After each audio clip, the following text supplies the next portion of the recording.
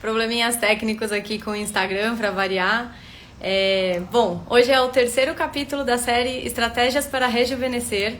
E eu sou a doutora Poliana, sou médica em performance em saúde e trouxe alguns convidados que trabalham aí na vida real para ensinar sobre o envelhecimento, enfim, envelhecimento bem sucedido. A gente vai falar hoje sobre como blindar a nossa mente para mantê-la sempre jovem. E hoje o psicólogo Ai, gente, já fico nervosa. Oi, Oi, Poliana.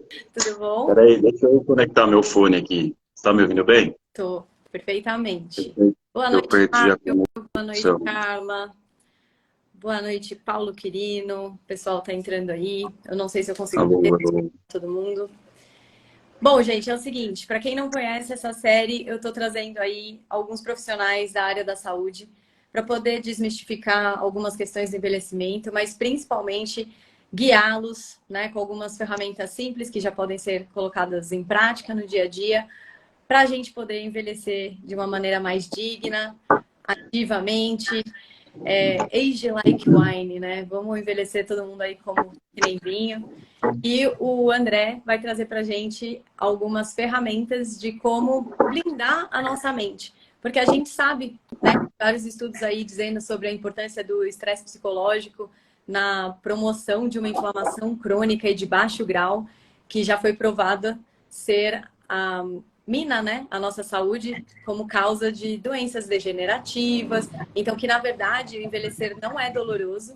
Doloroso é a gente não se preparar para envelhecer. Seria isso.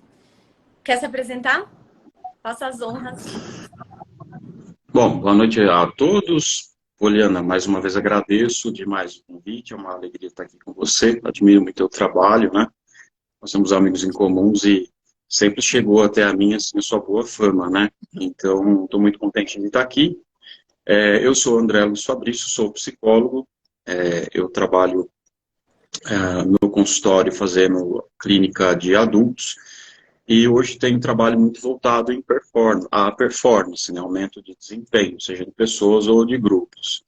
E aí recebi o convite da Poliana para falar um pouquinho disso daí, né, uma vez que as coisas acho que se complementam, a gente tem acho que é uma atividade muito afim, né, muito correlacionada com a prevenção de um envelhecimento não saudável, né? Então, é isso. Maravilha. Gente, olha, só para também deixar claro, vocês podem participar da live, deixar Ah, perguntas, sugestões. Se quiser participar também, pede para o convite aí, pede para participar que a gente bota vocês na live. Enfim, isso aqui muito é bem. para ser um tirar dúvidas, para ser um negócio mais descontraído e realmente, Leve. sei lá, né, trazer valor aí. A gente está querendo gastar, assim, utilizar o nosso tempo, né, de uma forma que seja útil para a gente, porque a gente, em equipe multidisciplinar, a gente está sempre aprendendo também, um agregando ao outro, e muitas vezes, Sim. com certeza, com os próprios pacientes que acabam direcionando aí. Então, há 2 semanas atrás, a gente também teve uma psicóloga, a Grace, ela tinha um foco bem diferente da do André, apesar dos dois terem como formação técnica, né? Os dois são psicólogos, mas é óbvio que mesma área nunca vai ser a mesma entrega, porque os pacientes acabam nos moldando, as nossas experiências de vida acabam nos moldando. Então, basicamente, essas lives servem também para a gente se conhecer um pouquinho. Então, André, eu vou começar com a minha primeira pergunta, enquanto a galera tá tímida, só para quebrar o gelo, para todo mundo conhecer um pouquinho mais do seu trabalho. Eu queria que você contasse aí como que as pessoas costumam chegar até você, né? Tipo assim, quais são as principais queixas, os conflitos, se elas vêm por conta própria ou se elas às vezes vêm encaminhadas por algum médico, se elas chegam para cuidar da saúde ou se elas já chegam lá com o pé enfiadaço na jaca, Elas chegam mal. se elas já chegam assim no bico do corvo para você ressuscitá-las, emocionalmente falando, né? Não, não tanto, mas é uma realidade que a psicologia ainda sofre muito preconceito, né? Então, existe aquela velha premissa de quem precisa de psicólogo é louco. Embora acho que seja a área mais exigida da vida, né? Nossa mente, o tempo inteiro em contato com tudo. Via de regra, os pacientes chegam ao consultório encaminhados por outros profissionais ou por indicação de conhecidos, né? As pessoas acabam perguntando, olha, você conhece um profissional, e etc. Mas geralmente chegam porque já perderam a capacidade de, naquele momento, lidar com o sofrimento que se apresentou. E geralmente chegam num nível de dor e sofrimento bastante agudos. Então, o psicólogo clínico hoje, quando ele abre as portas do consultório, ele vai lidar com uma demanda pesada, principalmente pós-pandemia. Uhum. E, bom, então, basicamente, aí você já deixou a dica, né? O principal, as queixas é mais a questão de ansiedade, de qual que é o Sim, perfil do paciente que vem? hoje no consultório eu recebo muitos pacientes que pertencem a dois grandes eixos clínicos, né? Os transtornos de humor, principalmente na linha depressiva, e os transtornos ansiosos, né? O transtorno de ansiedade. E na grande maioria das vezes, Poliana, felizmente, são situações que, apesar de o paciente apresentar um grau de sofrimento muito intenso, ao corrigir a forma como esse paciente processa a sua vida e o mundo, ao corrigir a forma como ele se relaciona com a própria vida, a gente consegue fazer o paciente ter muitos ganhos, né? A gente consegue reverter esse quadro e melhor ainda, adaptá-lo, o paciente ele acaba ficando melhor do que ele já se encontrou em algum momento da vida, porque evolui, Eu sou né? a prova viva disso, gente. Às vezes, né, de novo, eu acredito muito na afinidade também do profissional que você tá, né? Por mais competente tecnicamente, às vezes tem essa questão da afinidade, você sentir a vontade de Sim, se abrir, para justamente sim, também estar de coração aberto para poder ouvir críticas, enfim, né, fazer diferente. Bom, sim, e quais são assim para tentar tirar um pouco assim da teoria, né? As ferramentas que você sim. utiliza para ajudar as pessoas assim a manter a mente sempre jovem. O que seria isso, né? Tipo uma mente jovem e inteligente assim. Como que a gente, qual que é a sua área assim? Como que você pode ajudar essas pessoas? Então, Tentando exemplificar assim, destrinchar um pouquinho mais. legal. Muito legal a tua pergunta, Poliana. Em primeiro lugar, a gente precisa sempre diferenciar o cérebro, né, da nossa mente. A mente é o resultado dos processos que temos através de sinapses, ela produz consciência de uma forma até muito misteriosa, e essa consciência que estamos começando a entender é a nossa mente, né? Não estou falando do que é literalmente, clinicamente, a consciência, né? E o cérebro, ele pode envelhecer com o passar do tempo, né? E às vezes ele acaba até a gente ver, por maus hábitos, etc., ou até uma genética, deteriorar-se. Mas é possível, inclusive à medida em que a gente envelhece, você apresentar uma mente cada vez mais saudável. Por quê? Porque a gente vai desenvolvendo experiências de vida, a gente vai desenvolvendo um repertório ao longo de toda a nossa caminhada, ao longo de toda a nossa jornada, aprendemos com os nossos erros, aprendemos a acertar mais, né? Então a gente tem dois grandes exemplos. Imagina aquele velhinho que vive sozinho, ranzinza, que ninguém aguenta ficar perto porque é muito sistemático, é aquela pessoa dura, controladora, intolerante.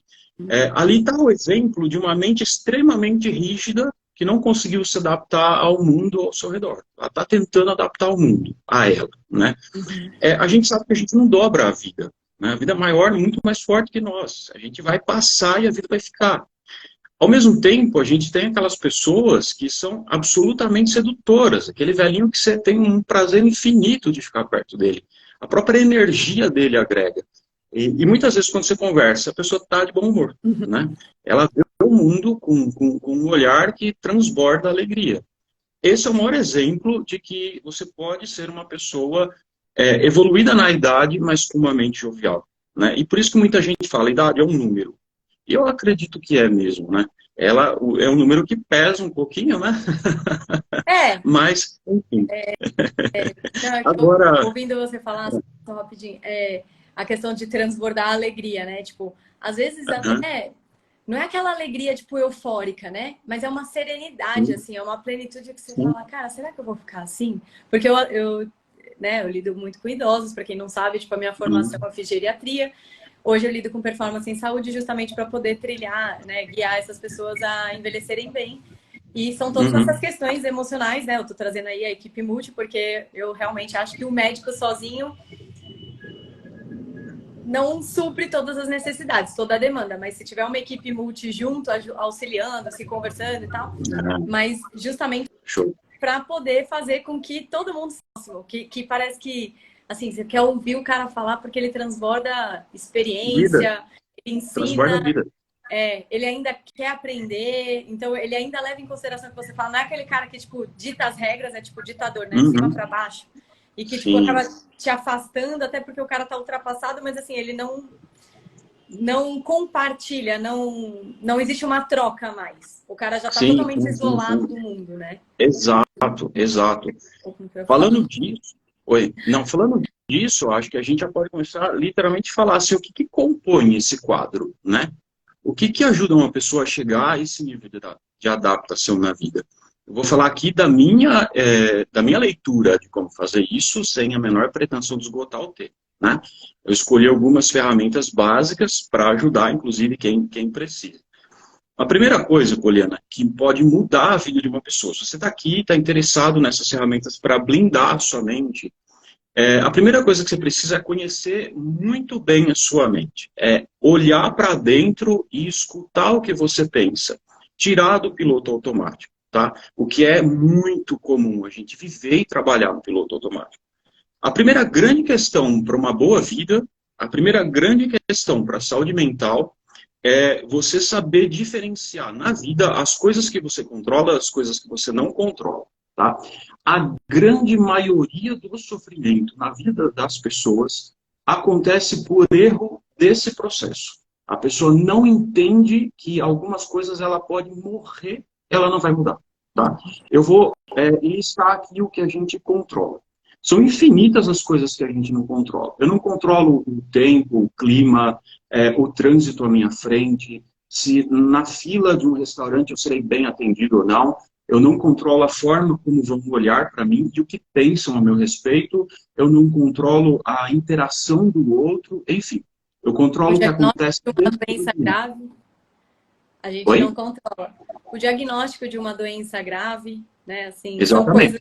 A pandemia, tipo, pensando assim, como que a gente às vezes se sente meio impotente. Eu, como médica, me sinto impotente de ajudar um paciente em situações como essa, que envolve doenças, seja doença grave, tipo um câncer, um Alzheimer, ou, né, na questão da pandemia, muita gente, saúde mental zerou, mas elas não tinham esse discernimento, né? Tipo, ok, essa é a situação e o que eu faço agora?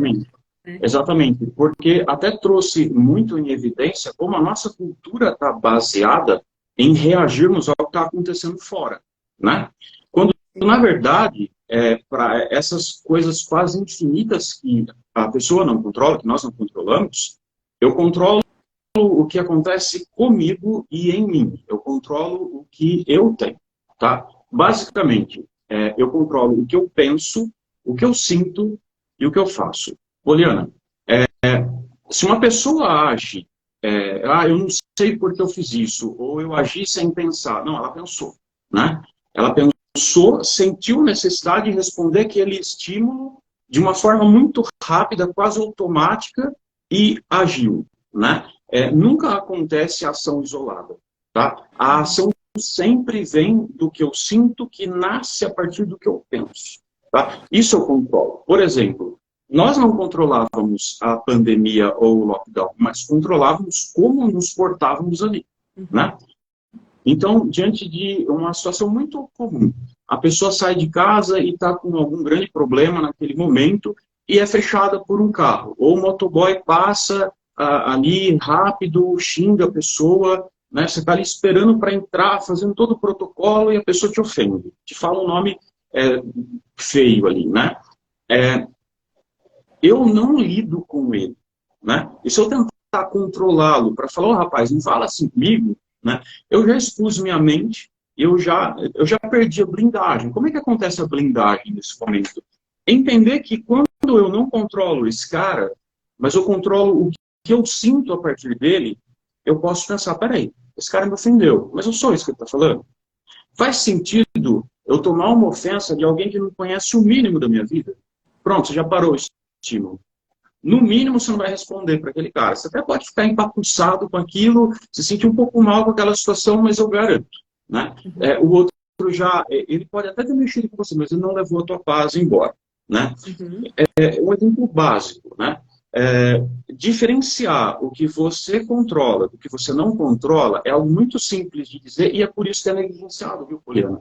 Porque às vezes quando você aparece para um paciente e fala uma coisa mirabolante, por exemplo, uma teoria super estruturada, e olha, você precisa subir num lugar e colocar uma pedra desse tamanho no seu umbigo e amarrar com fio de cobre, a pessoa faz. Agora, quando você fala, você precisa educar o teu pensamento para isso, então é muito fácil negligenciar esse tipo de conteúdo, mas eu vou te dizer uma coisa, a vida muda a partir disso, tá?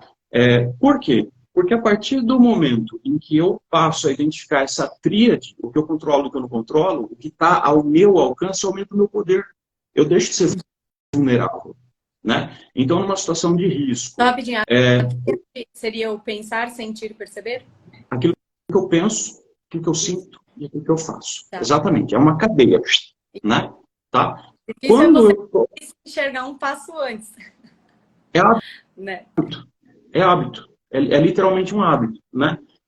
Assim como quando começamos a escrever, a nossa motricidade era falha, né? Era aquela caligrafia, né? Eu tenho uma filha de 8 anos, então hoje eu vejo a letra dela super bonitinha, redondinha, mais bonita que a minha já, né?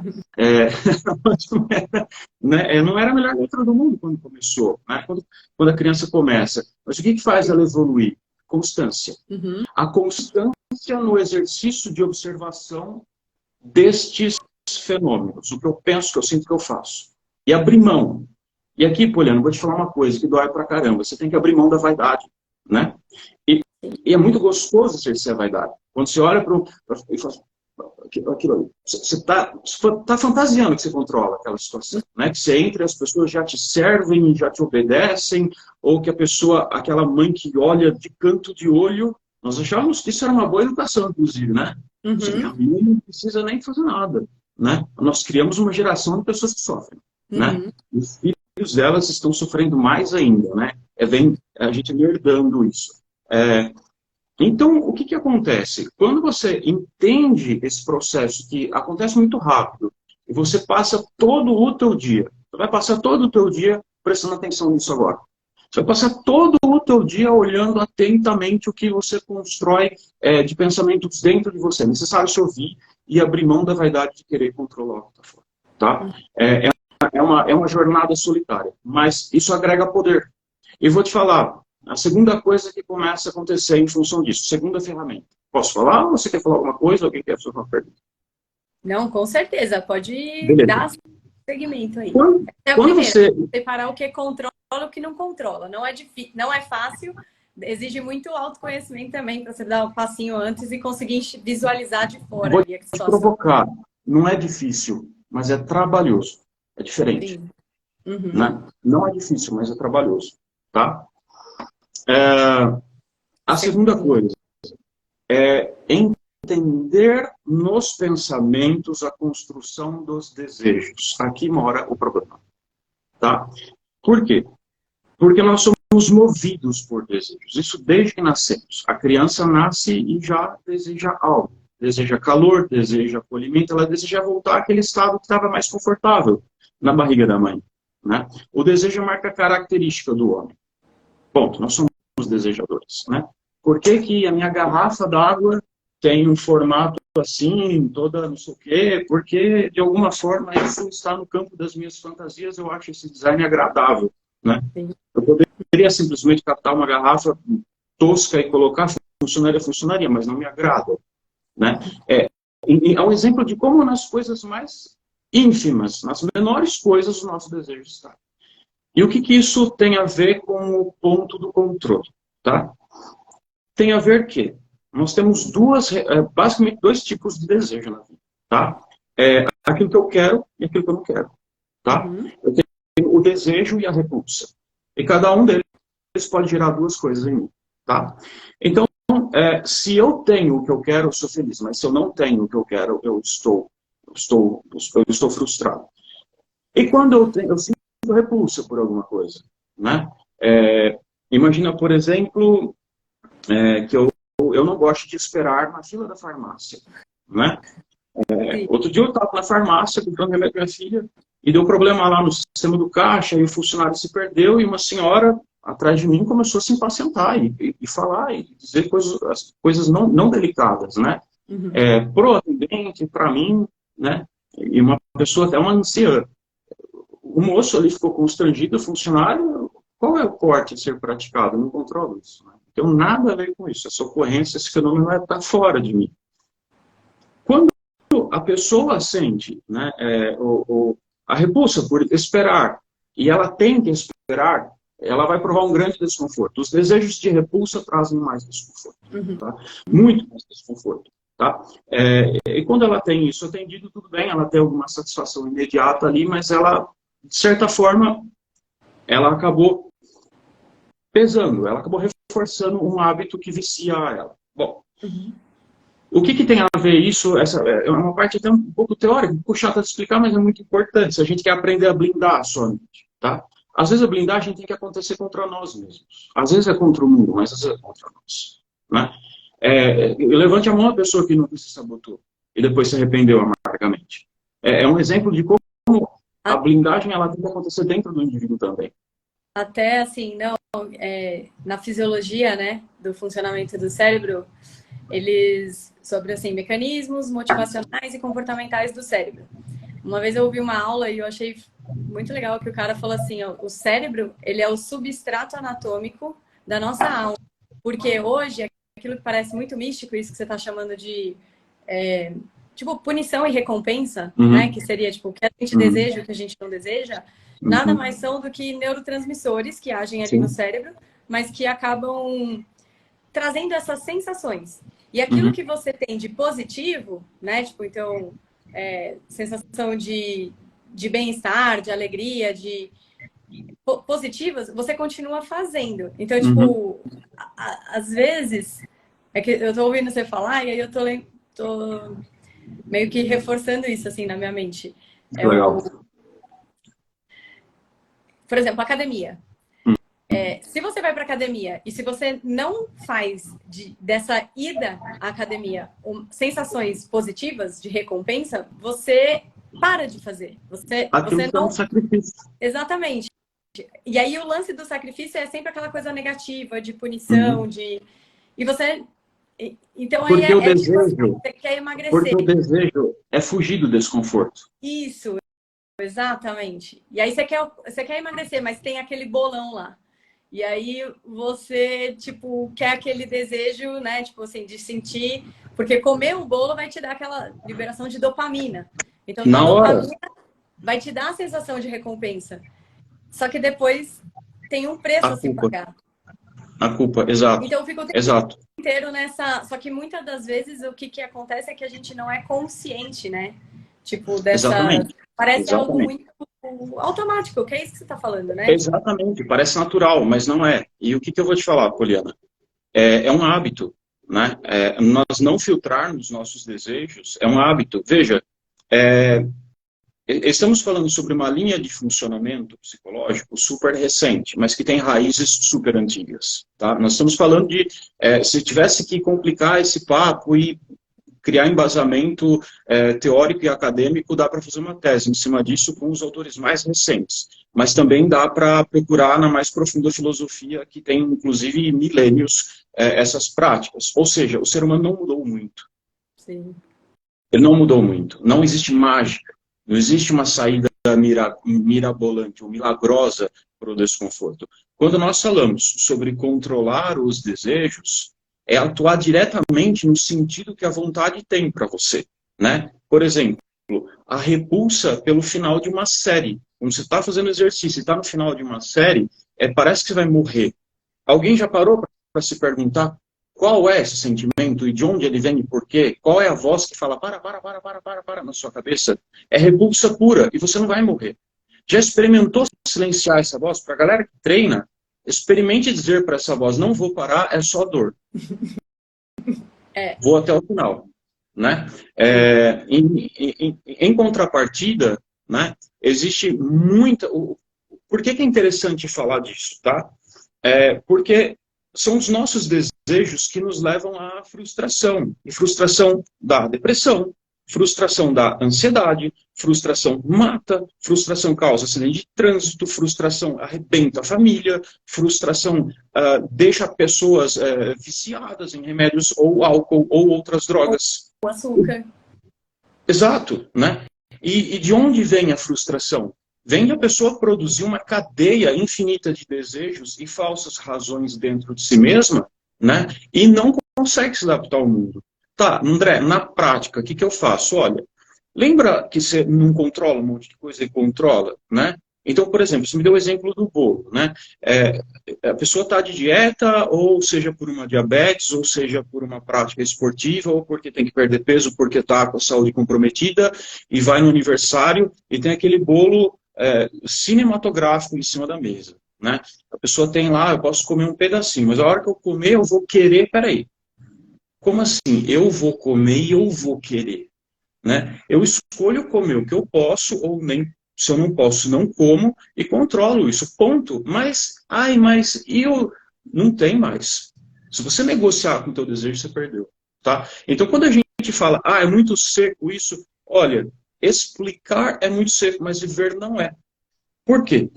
Porque quando você começa a fazer o que você deve fazer para si, você se liberta. E não há nada que escravize tanto, Poliana. Não há nada que escravize tanto uma pessoa quanto os próprios desejos.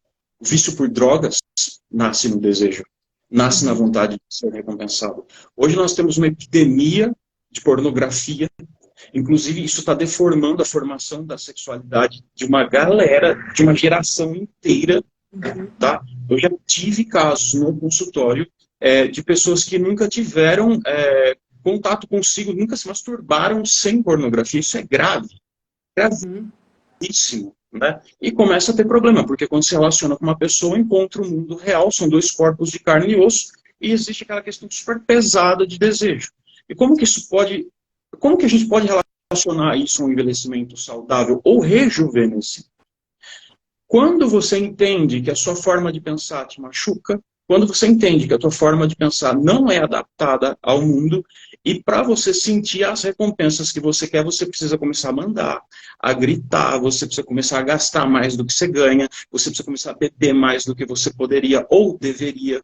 Aí a gente tem claramente o exemplo de alguém que, por não entender e não controlar o que quer, está se tornando uma pessoa amarga, com tendência à frustração, em criticar os outros, o que quer que seja, porque não fez a lição de casa de disciplinar-se internamente, não tem essa liberdade que falamos agora há pouco. Tá? Então, falar, mas é muito simples. Aprenda a identificar o que você deseja e a reagir a estes desejos de acordo com a sua realidade. Por exemplo, o que eu quero é possível dependendo de mim? Exemplo. Nossa, eu tô com fome e não tem nada gostoso para comer. Mas espera aí, eu queria que aparecesse pronto ou eu tenho a capacidade de ir para minha cozinha e cozinhar alguma coisa? Eu tenho capacidade. Eu não vou ter o agrado de querer, de ter algo pronto. É delicioso quando tem, né? Nossa, é a vida. Mas é uma coisa especial, né? Então tem como você comer saudável, por exemplo, né? Puxa, eu não queria que isso estivesse acontecendo. Eu não queria estar, por exemplo, nossa, a pessoa se produziu, foi para um evento, o evento foi cancelado. Pode bater aquela frustração? Depende. Se a pessoa entender, olha, isso é da vida, né? Tem um lado muito bom em eu ter vindo aqui e não ter acontecido nada. Eu estou vivo, né? A minha experiência de vida me trouxe até aqui. Eu não vou morrer porque o teatro não aconteceu. A pessoa marca um date. A pessoa não é o que esperava. Uma coisa que precisa brincar muito, né? A galera que usa aplicativo de encontro, o maldito filtro. Tem até os memes, né? Traz o filtro. Pois é. Pô, não é nada do que eu pensava. A pessoa... Tá, mas a pessoa tem que ser o que você quer, você pode se adaptar a isso, né? Será que isso não é uma lição para você aprender? O que você pode tirar disso, né? Você vai controlar o desejo. Agora você olha para a pessoa e quer que ela seja o que ela apareceu.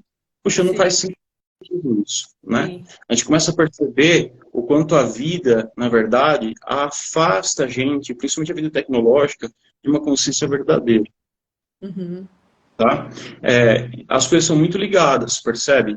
Você identifica o que você controla, identifica o que você deseja e alinha esses dois eixos. E assim, Isso é do jeito mágico. que você fala, parece que é algo simples, né? Assim, você está trazendo assim bem historinhas, assim, fatos, né? Que eu acho que todo mundo deve estar se enxergando ali em alguma situação.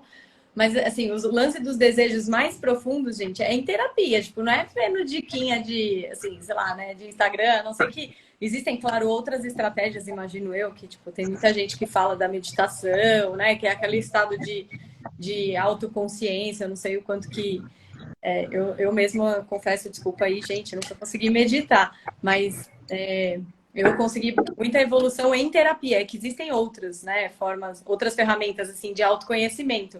Mas isso que você Claro, está claro. trazendo é tipo assim, como é que funciona um processo de terapia dentro da terapia, mas assim, de uma forma superficial. Porque você, quando se propor a fazer terapia e você tiver que identificar os seus desejos mais profundos, cara, você vai entrar em choque com você mesmo, porque às vezes você não vai nem entender que lá nas profundezas você desejava aquilo. Você fala, não, imagina, é absurdo isso. Só Exato. que vai cavando, e aí você vai se descobrindo. Então, acho que o segredo está tudo ali no autoconhecimento, né? O grande choque que o autoconhecimento traz é você entender o quão dependente você é de situações que ocorrem e te agradam, mas que não ocorrem como você quer ou porque você é bom. Muitas vezes ocorre porque você violentou a sua vida. O grande choque do autoconhecimento vem de você entender que você tem uma estrutura interna que, na verdade, sempre lutou contra você.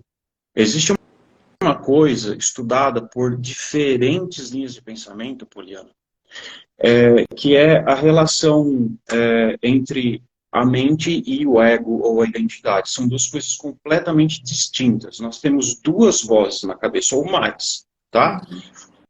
Existe um cara que começou a estudar performance em jogadores de tênis. Ele era um professor de tênis. Esse cara chama-se Timothy Gallwey. Ele escreveu uma obra voltada a jogadores de tênis, que na verdade fala sobre autoconsciência absoluta. E ele fundou, assim, por assim dizer, não me joguem pedras, ele fundou o que conhecemos como coaching. Muito antes do coaching ser sucateado e ser tão mal empregado. O Uhum. coaching nasce como uma prática, um conjunto de ferramentas absolutamente potencializadoras. Não deu Uhum. tempo de virar ciência e de se regular, porque tornou-se um fenômeno, e só tornou-se um fenômeno porque funciona. E nasce com a obra desse cara num livro chamado O Jogo Interior do Tênis. Ele começou a aplicar esse lance com a galera da IBM, com os executivos da IBM, e os CEOs começaram a perceber que a produtividade aumentou terrivelmente. Ele falou, mas o que está acontecendo? Nós estamos fazendo aula de tênis com um cara, mas ele levou ao conhecimento.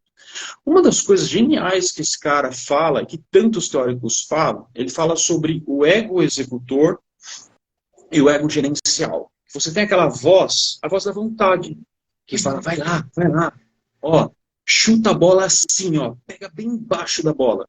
E você deixa o teu corpo para executar aquilo, né? Obedecendo um comando motor que vem de algum lugar da sua cabeça, o ego o executor e o ego gerencial, tá? Muitas vezes essas linhas entram em conflito. Quando dá vontade de desistir no meio de uma atividade, ou, por exemplo, um maratonista, quando desiste numa maratona, é necessário fazer um trabalho enorme na cabeça desse cara, porque ele quer fugir do desconforto, do calor, da desidratação, da cãibra, da dor. E é horrível, eu já desisti em prova de longa distância, por lesão, e você tem que fazer um trabalho enorme para não colocar aquilo no teu currículo como uma falha, mas como uma lição, como um aprendizado. Eu confiei no equipamento, o equipamento era falsificado. Me Uhum. lesionei, estou machucado até hoje. Né? Trabalhando nisso. Quase morri no treino hoje, vamos rever a lesão. Quando você tem um cara que ele desiste porque ele está nessa condição de afogamento interior, essa voz que fala, para. Então é o ego gerencial que está falando, não dá mais. É um desejo. Uhum. Quando esse cara entra dentro do carro e o carro tem ar-condicionado, Nossa, tá aguentando mais, nunca mais volto aqui, nunca mais faço isso. Mas o que levou ele lá foi paixão, foi amor, foi sentido, foi criação, foi educação, foi sobrevivência, foi agarrar-se no esporte para vencer transtornos de depressão e tantas coisas. Né? Foi lá que ele conheceu a família, a esposa, etc. e tal. Quando esse cara percebe o que ele fez com ele, o executor entra em choque. Esse cara se recusa a performar. Causa uma marca. Então você tem duas vozes dentro da cabeça. Como é que você blinda isso, né? Ao aproximar essas duas vozes por autoconhecimento, você desenvolve a capacidade de observá-las ao longe. Você começa a observar a tua mente. Isso é autoconhecimento. Como é que você se torna uma pessoa blindada? Sabe esse lance tão simples de você observar o que você controla e o que você não controla? Você para de falar dos outros. Meu pneu furou. Nossa, que droga, que inferno na vida. Que... A pessoa começa a ficar pesada. Só, peraí, pneus furam. Ou fui eu que não calibrei. Tá tudo bem. Fui eu que não vi. Olha, tinha uma pedra deste tamanho e fui eu que não vi. Ah, maldita pessoa que deixou essa pedra. Que pessoa, sabe? Tem gente que fala, né? Deus está me perseguindo, ou tem um espírito lutando contra mim, olha, um carro passou e me molhou, que tentação. Começa a dar sentidos sobrenaturais para essas coisas que são puramente físicas. Né? Por quê? Porque você tem o desejo de que nada... Quer ser uma pessoa fraca na vida? Desejo que nada de errado te aconteça. Esse é o caminho para o buraco. Quer ser uma pessoa forte na vida? Aprenda a reagir ao que acontece com os teus próprios recursos. Você se torna uma pessoa perigosa, no bom sentido. Por quê? Porque você fala, não me paro, eu não paro por nada. Sabe, outro dia eu estava fazendo uma prova de longa distância, 300 quilômetros, com um amigo muito querido chamado Luiz. O Luiz é um cara amado no ciclismo, e ele é casca grossa pra caramba, me ensina muita coisa. E ele estava falando de situações dele ali, da vida dele, contando aquela coisa, você está pedalando o dia inteiro, ele me ensina muita coisa. Ele contou lá de situações de pessoas que falaram, ele é cheio de boa vontade. E eu falei, Luiz, né? E pela simplicidade dele, ele é extremamente generoso, um cara de alma nobre. Eu falei, Luiz, às vezes a nossa vida tem que funcionar mais ou menos assim. Imagina um castelinho. Aquele castelinho é você e sua mente, sua cabeça. Tá? E o castelinho, ele troca com o mundo, né? Ele tem que abastecer, tem que vir comida, tem que sair as pessoas, tem que, né? Então, em volta do castelinho tem um fosso. Quando a gente vai se relacionar com o mundo, a gente abaixa a ponte do castelinho. Quando chega o inimigo para tomar o castelinho, você levanta a ponte, Luiz. O cara entendeu na hora. Ele falou, putz, é mesmo. E a gente foi, almoçou num lugar chamado Jambeiro, e tinha que subir uma serra infinita, de barriga cheia, com calor, suando, 45 graus. Eu falei, Luiz, o que você pensa na subida? Porque ele é muito sereno, ele vai, ele é forte. Tal. Ele falou, eu levanto a ponte. Tá aí um cara perigoso, no bom sentido. Que não depende do mundo, entende? Que aplicou um conceito igual uma esponja. E é uma inteligência muito grande, entende? Sim. Eu admirei. Nossa, cara, você é fera mesmo, né? Falou outra coisa. Sim, não, com certeza. Mas entende? É difícil atingir esse estágio de iluminação. Eu estou entendendo, eu concordo. Não sei se existem, assim, né? Se dentro da terapia, tipo, é só a questão de você realmente discernir ali a questão o que controla, o que não controla, o que você deseja, o que você não deseja. Se isso acontece, tipo, automaticamente. Mas na hora que... Quando vem aquele impulso, sabe? Hábito. Eu posso te garantir uma coisa. Se uma pessoa que nunca teve, nunca terá acesso à terapia, praticar isso, é que ela muda. Por quê? Porque isso te leva ao exercício de contato interno consigo. Esse contato interno, lembra que eu acabei de falar, que você vê as suas instâncias em conflito? Quando você percebe as suas instâncias em conflito, Poliana, você está cozinhando na sua cozinha agora, tá? E você está fazendo uma frigideira com um ovo mexido e outra você está fazendo arroz. E de repente você vê que o arroz vai queimar. O que você faz? Tira. Por quê? Porque você está no controle. Sim. Os dois fogos estão acesos e você está aqui falando comigo, você não está no controle do teu fogão, certo? Certo, já fiz isso muitas vezes. Tipo, fazer duas coisas ao mesmo tempo e aí deixar uma queimar. Enfim, muita coisa queimar. Pois é, quem nunca? é natural. Por quê? Porque você não estava no controle, você não estava observando. Ao observar, você tem a capacidade de mudar. Observação é poder. Sim. Esse exercício tão simples, e posso engatar uma terceira coisa aqui? Com certeza. Quando você entende esse processo, você entende uma coisa importantíssima, que não são as coisas que te machucam, é o que você acha das coisas. Uhum. Gente, profunda essa live de hoje, hein? Eu queria muito que vocês interagissem. Quem quiser fazer pergunta aí pro André, sinta-se à vontade. Deixa eu ver aqui, ó. Acho que no final, né? Tipo, que eu ia perguntar assim, né? Como que essa ausência de controle, né, dos pensamentos pode agir assim na origem das doenças, né? Tipo, essa ausência de controle de pensamentos acaba gerando doenças, muito né? simples. Uma pessoa que não é capaz de lidar com a frustração de que aquilo que ela queria não aconteceu, imagina isso insistentemente. Imagina um filho que quer reconhecimento de um pai. Uhum. Só que esse pai não tem capacidade de reconhecer. Esse filho tem capacidade de querer. Ele tem a inteligência desenvolvida para isso. Uhum. Mas esse pai, ele não teve uma formação afetiva. O pai dele batia nele com cabo de vassoura. O pai dele bebia. Ele não conseguiu olhar o pai nos olhos. Esse pai não teve formação de afetos em sua vida. Ele cortou um dobrado para se casar e alimentar os filhos, e isso é um ato de amor. Esse filho, se ele quer o reconhecimento desse pai, isso nunca vem, não é porque o pai não quer, é porque o pai não consegue. Você tem um cara propenso à depressão, à melancolia.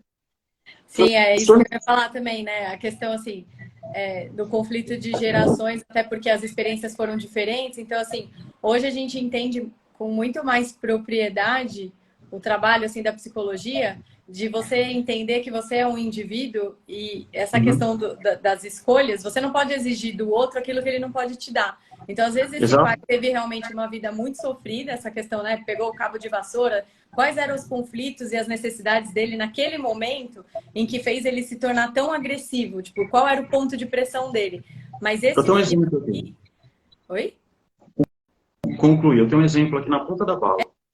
Não, só é a questão de que, né, o conflito de gerações, tipo assim, eu tenho as minhas experiências, as minhas vivências e as minhas dificuldades no tempo atual. Não dá para eu exigir que a minha mãe entenda o mundo exatamente como eu entendo. E aí, na verdade, muitas vezes existe, assim,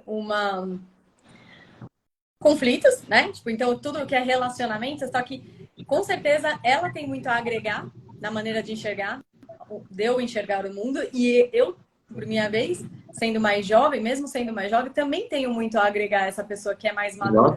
Porque o mundo mudou em algumas questões, né? Mas, para esse equilíbrio, a gente tem que ter a maturidade de entender que não há perfeição nessa família.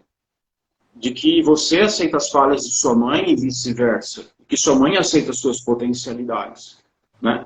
E que tudo bem, não vai haver um ideal romântico. Ou seja, o meu desejo daquela família doriana, de todo mundo que senta e, meu Deus, conversa e conta. Isso não existe para muita gente. Para os que existe, como diria Mia Couto, felizes os felizes.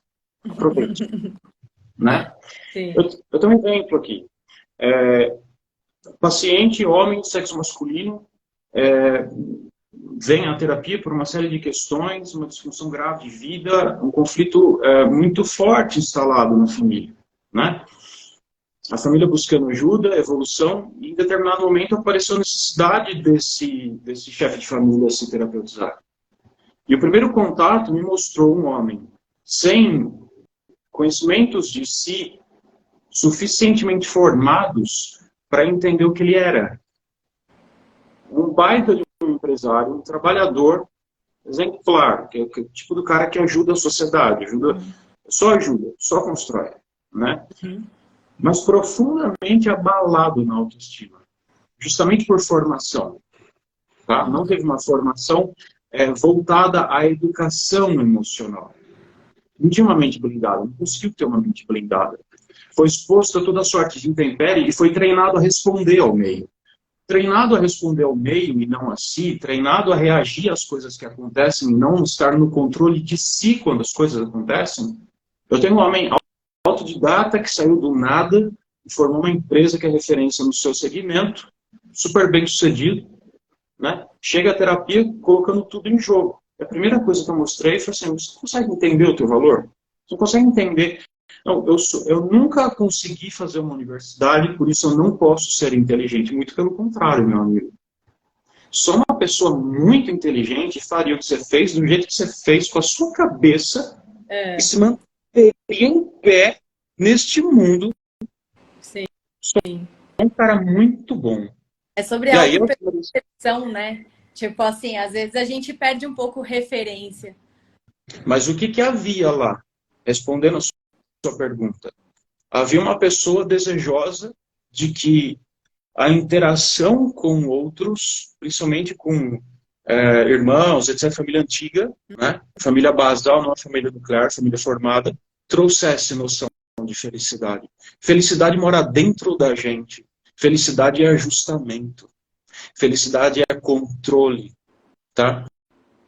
A felicidade é você conseguir olhar para um evento e não se afetar.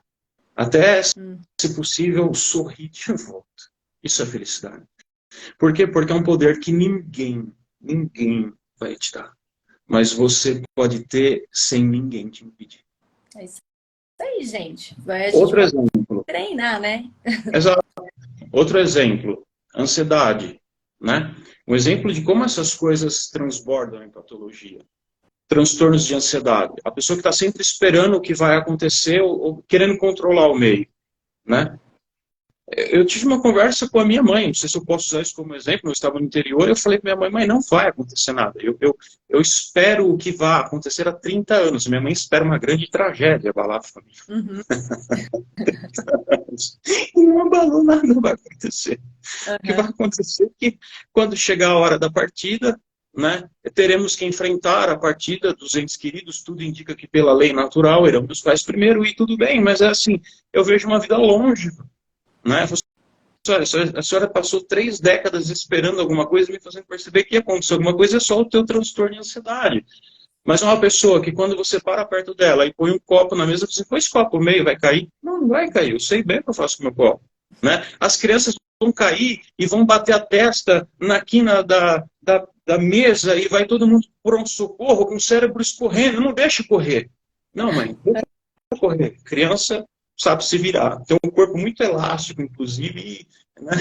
E se Tá tudo bem. machucar um pouquinho também foi experiência, né? Tipo, Exatamente. faz Mas parte você vai da deixar Exato, mas você vai deixar a tua filha, não sei o quê, sim, vou, ela precisa aprender. Né? Se caiu ali no quintal, está no quintal de casa, se caiu e ralou, ralou, vai aprender, pô, rala. Né? A gente cuida, educa, super gosta de cuidar, né? Mas não precisa. É um exemplo de como assim, você está o tempo inteiro tentando controlar o outro. Né? Então, assim, por básico que seja, quando você começa a entender isso, acontece a terceira coisa, você passa a interagir com as coisas pelo que elas são, não pelo que elas parecem. Né? Exemplo, empresa, uma coisa que eu escuto muito, pô, meu chefe não gosta de mim, meu chefe me persegue. Né? Mas por quê? Porque tudo que eu levo para ele, ele põe em defeito, mas ele é tão gestor. Né? No lugar dele, você faria o quê? Assim, a pessoa te entrega um relatório, você paga o café para ela, você está dentro da empresa, você tem que dar lucro. Né? É super comum. Não, mas há uma perseguição, estão me perseguindo, meus colegas estão me perseguindo. Eles não me convidam para nada. Mas o que você faz para ser convidado? Você é gentil? Você convida, Você né? Porque às vezes também interage? fica esperando Você chega e ser convidado. interage? Exato, não interage. Né? Então você não está reconhecendo as coisas pelo que elas são, mas pelo que elas parecem. Parece que ninguém gosta de você. Talvez só estejam respeitando os teus traços. A tua linguagem corporal passa insegurança. E às vezes as pessoas falam, não, ele é mais quieto, deixa ele. Já te convidaram? Já, uma vez ou outra já. O que você fez? Não, eu não fui, fiquei com vergonha. Mas então não são as pessoas que estão te perseguindo. Né? O que isso tudo mostra? Como nós nos relacionamos o tempo inteiro com ideais. Isso deveria ser assim, aquilo deveria ser assado. E aí eu perco absolutamente o contato comigo e deixo de exercer o meu controle. Falando sobre blindagem, eu perdi a blindagem. Qualquer coisa de fora me afeta. Né? Ponto. Ó, não, então, gente, aí só para tentar dar uma resumida, assim, acho que para mim, pelo menos, ficou claro, né, que pensando em manter a mente jovem, né, é aquela pessoa que vai querer aproximar as pessoas, que vai ter ainda o que ensinar, independente da idade que tem. Para quem ainda não assistiu, no YouTube tem um documentário que chama Envelhecência, que pega, sei lá, 5 pessoas já mais longevas, assim, passadas dos 70 e poucos anos. Um salta de paraquedas, a outra, a primeira tatuagem foi depois dos 72. Mas, assim, tem um senhor lá que é um mestre de uma luta, de uma arte marcial, e aí ele fala, assim, com uma leveza, e ele tem 90 e poucos anos, e ele fala assim, eu encontro meus amigos de vez em quando, mas eu não gosto, porque eles fazem eu me sentir velhos. Eles só falam de doenças. Eu prefiro estar no meio de pessoas jovens, porque eles são mais... Os assuntos me agradam mais. E assim, ele fala com uma experiência assim de vida que eu achei que eu acho que vou até assistir de novo só para ouvir as falas desse cara, porque traz umas verdades e uma simplicidade, uma serenidade que eu falo, cara, eu quero ser assim quando eu chegar, sabe? Tipo, você percebe, o cara continua dando aula, continua sendo super respeitado, mestre assim, né? Tipo, super exala jovialidade. Tudo bem, o corpo não tá mais como ele quando ele tinha 30, 40 anos, mas a mente ainda é super jovem. E aí eu achei outro ponto que eu queria deixar aqui que eu achei importante, você falou né, disso, de relacionamentos. Então, assim, é muito importante você se conhecer, assim, você se conhecer, reconhecer o ambiente, que é a questão do perceber, identificar o que você sentiu, para depois racionalmente você agir, né? Uhum. Que é mais ou menos aquele pezinho que você falou. Sim. E, bom, eu acho que era mais ou menos isso. E aí, só lembrando, assim, aquele estudo de Harvard que todo mundo fala, né? Sobre as pessoas mais felizes foram aquelas que foi um estudo que acho que dura mais de 90 anos, já passou por 3 equipes de pesquisadores, e eles sempre fazem um questionário com as pessoas desde quando elas tinham 20 anos, qual era o fator que traria a felicidade. Tinham 20 anos, elas falavam sobre dinheiro, sobre fama, sobre o que elas queriam. E hoje, depois dos 80, 70 anos, aqueles mais felizes não foram que acumularam mais dinheiro, que acumulou mais fama, ou empresas, enfim, foi pessoas que tiveram pessoas próximas a eles, que criaram esse vínculo. Então, tudo isso é questão assim, da evolução da humanidade, né? Eu acho que a psicologia está popularizando aquelas questões de filosofia, assim, para você se conhecer, se relacionar e todo mundo... assim, pessoas precisam de pessoas. E aí, acho que manter a mente jovem significa você aprender a se relacionar. Tipo, seria isso. Pelo menos foi isso que ficou, assim, ressoando na minha mente quando você falava. A impressão que dá disso que você está falando, né, é que uma pessoa já em idade avançada, mas que tendo essa incrível habilidade de relacionamento com a vida, porque essa pessoa, se ela estiver sozinha na casa dela tomando água, ela é feliz. Sim. Né? Isso vem da adaptação. É o tipo de pessoa que empiricamente vai te dar uma aula sobre você usar tudo que acontece a teu favor. Sim. É uma coisa, Poliana, muito misteriosa que nós precisamos dar sentido a tudo. A tudo. Sim. Né? Acabou a borracha da minha lapiseira. Puxa, que droga. Eu tenho que dar sentido para isso. Ou não. Ou eu aprendo, ó, só acabou porque eu usei.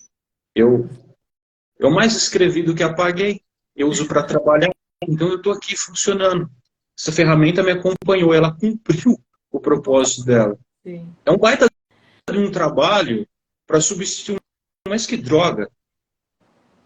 Mas é muito mais fácil falar um que droga. Só que à medida em que a gente aprende... E ó, eu vou dar uma dica para a galera. Né? Ah, pô, é legal, mas é muito difícil. Eu começo com as pequenas coisas, tá? Você não precisa começar a aplicar esse mindset com um luto, que é doloridíssimo. Você não Sim. precisa começar a aplicar esse mindset com uma grande crise financeira. Pode começar a aplicar esse mindset com um pequeno serviço que não foi prestado à altura, com um bem que você perdeu. Ah, nossa, meu celular caiu, quebrou a tela. Puxa, você ganhou a oportunidade. Olha, quanto custa a tela? Ah, custa R$ 1.000, sei lá. Então você está passando por uma lição que tem uma troca financeira ao valor de R$ 1.000 para te ensinar a não se afetar. Poliana, Sei. esse tipo de velhinho é o tipo de pessoa que pega cada situação e usa a seu favor. E não tem um humorista, acho que é Igor, o nome dele, o canal dele é Igorzismo. Ele teve um áudio que viralizou e falou assim: não é porque você acordou e caiu a estante na sua coluna que seu dia vai ser ruim. Não é porque você foi para o metrô e você caiu no vão, entre o trem e a plataforma. Não é esse tipo de psicologia good vibes. Aliás, eu não acho que isso funcione. Né? Uhum. Eu acho que isso é tapar o sol com a peneira, né? É usar mecanismos de defesa. Esquece isso, né? Isso não é sério. Eu acho que, todavia, a serenidade vem de você entender que, puxa, não é a tela do meu celular quebrada, não é uma possível ofensa que alguém me falou, Sim. que vai me paralisar. Então, eu acho que o viver bem, o rejuvenescer, tem muito a ver com a sua troca com a vida. Uhum. Eu tenho um exemplo fantástico, se você quiser, de como esse mindset pode funcionar em situações de dor aguda. E é histórico. Os primeiros praticantes desse pensamento eram um filósofo desse pensamento aqui que nós estamos aplicando. Tá? Para quem quiser saber mais, procure por estoicismo. Eu sei que essa palavra assusta, mas Sabia que você ia usar essa palavra. um filósofo chamado Cato. Cato. Ele estava numa disputa lá, foi isso, 2.000 anos atrás. Ele estava... Alguma coisa. Gente, vocês estão ouvindo? Deu alguma pane no som, que eu tô ouvindo longe agora. Vocês estão me ouvindo bem? Deixa eu ver se alguém responde. Hum, o áudio ficou ruim. Tá escrito. Estão falando que Não consigo saber. áudio ruim. E se eu sair e entrar de novo? Não, aí a gente perde a live toda. Deixa eu ver. Você tava de áudio? Não, desde o Você início. tava de Você foi. alguma coisa desligou aí, que ficou baixo. Todo mundo, áudio ruim, tá baixo, o som ficou ruim. Deixa eu... Bom, tá baixo, mas eu tô ouvindo. Vocês também, né, pessoal? Fica mais perto. Precisava de um feedback aí da galera. Eu não tô vendo Não, isso o pessoal tá aqui. falando aqui, ó, abafou o som. Será que você pôs alguma coisa na frente da caixinha? Não mexi nada.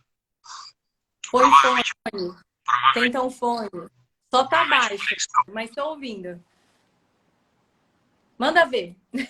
Galera, manda ver, manda Ó, ver. eu não consigo conectar com vocês aí. Eu acho que ele acabou a bateria. Mas dá pra ouvir, dá pra ouvir. Pode Mas continuar. tá carregadinho aqui. Seguinte, a gente tá falando aqui sobre. Estamos falando aqui, põe fone. Eu ponho, eu não consigo conectar. Estou falando que a voz está robotizada. Provavelmente é a rede. Conexão. O pessoal fala isso melhor. Eu não estou conseguindo ver os comentários. A tela para mim não abre, tá na tua tela, não abre.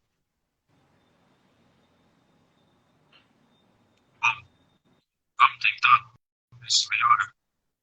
Não, eu não tô ouvindo. Alguém Peraí, fala, a Neuza falou, abaixa total e aumenta novamente. Tem que tirar o fone de perto do notebook. Pode ser isso também.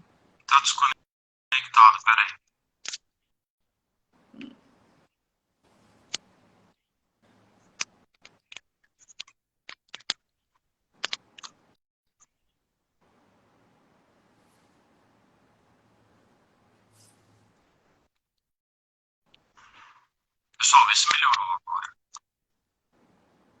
Não tá como antes, mas eu tô te ouvindo. Não sei o que fazer. Se alguém tiver alguma sugestão aí, Não, mas você abaixou total o volume e depois aumentou? fiz tudo que falaram. Eu acho que é de conexão mesmo. Gente, mas falaram que tá dando para ouvir. Eu tô ouvindo também. É só continuar. Tá. Adaptação. Você usar integralmente tudo que acontece a teu favor. Isso produz uma mente que aprende a se adaptar. À medida em que o tempo passa, você não é refém do tempo. Você tem que estar preparado para quando o teste acontecer. E quando o teste acontecer, você não vai querer que ele não aconteça. O teste ou te aprova ou te derruba. Eu estou interagindo pelo WhatsApp, mas eu não estou no telefone. E não tem Agora mais cortou tudo. conectado. Ficou ruim? Deu uma quebrada ali na linha de raciocínio. Estão falando que melhorou, que tá normal, mas para mim, deixa eu ver, falar. Vocês estão me ouvindo agora? Eu não consigo nem conectar meu fone com vocês. Vou deixar ligadinho aqui, porque Mas só tira, porque às vezes ele pode estar dando uma interferenciazinha, mesmo estando desconectado, não? eu Tira de desliguei perto do computador. o Bluetooth. Tá. Tá Peraí. bom. Tá tudo desligado. Tá. Vamos tentar. Qualquer coisa a gente faz outra. É. O pessoal tá gostando? Eu nem consegui ler os comentários ainda, mas conclui o pensamento, que eu tava dando para ouvir. A gente está falando sobre manter a mente jovem. Manter a mente jovem é adaptação. Né? Manter a sua mente blindada é saber como reagir a cada situação de ataque, desconforto, ameaça, o que quer que seja. Um exemplo clássico de como esse pensamento blinda você vem de 2000 anos atrás, de uma disputa filosófica, era muito comum isso em Roma, Atena. Os filósofos ficavam debatendo assuntos e arguições. E um filósofo chamado Cato, ele ganhou um argumento de um outro filósofo qualquer. E ele foi ao banheiro público. Cato foi ao banheiro público. E o sujeito que perdeu foi atrás, pegou ele e porrada. As outras pessoas, os outros filósofos que estavam também indo ao banheiro, presenciaram a agressão e tiraram. A turma não deixa disso. Chegou, parou, que é isso? E o nariz de Cato estava virado, quebrado, sangrando, né? E aí separaram, vamos levar para a autoridade, você vai fazer um pedido de desculpas, que para eles era uma humilhação, porque era uma reprovação de caráter. E Cato se alinhou, o nariz sangrando, pôs o nariz no lugar e falou, licença, vou fazer o que estava fazendo. Mas veja a sua situação, você está com o nariz quebrado, eu não sei do que vocês estão falando. Quando o agressor agride Cato, você acha que ele quer quebrar o nariz ou a vontade dele? A agressão física é um recado para quem está dentro. Mas o que uma mente adaptada faz? Eu não controlo isso, apesar da dor. É profundamente indesejável, mas eu sou capaz de lidar com isso agora porque já aconteceu mesmo. Eu vou continuar fazendo. Ele dá uma lição de que ele era o cara que tinha razão mesmo. Ele concretizou a razão. Né? Ele faz o que? Ele se adapta. Quando a gente tem um velhinho que funciona bem, a gente tem um caso talvez não extremo e não tão concreto, mas que prova que a adaptação é possível.